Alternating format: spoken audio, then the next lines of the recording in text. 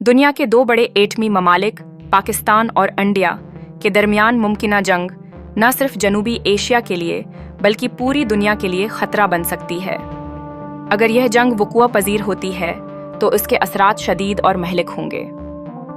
एटमी हथियारों के इस्तेमाल की सूरत में इंसानी जिंदगियों का नुकसान, बुनियादी ढांचे की तबाही और माहौलियाती आलूदगी के खतरात बहुत ज़्यादा हैं। ऐसे में लाखों लोग फौरी तौर पर मुतासिर होंगे और तवील अलमद्दती असरात से जान बचाने के लिए आलमी बरादरी को फौरी इक़दामात करने की ज़रूरत महसूस होगी। दूसरी जानिब एटमी जंग का अमकान भी मौजूद है।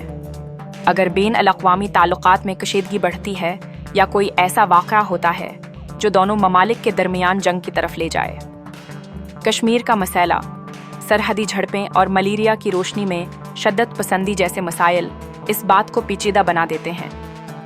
हर साल दोनों ममालिक की फ़ौजी सलाहियतों में इजाफ़ा हो रहा है जो इस अमकान को बढ़ा रहा है।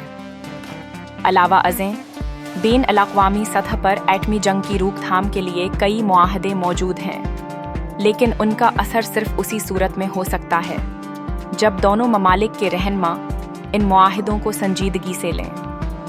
तवील अलमदती अमन के लिए एक दूसरे के साथ मुज़ाकरात और बाहमी एहतराम ज़रूरी है।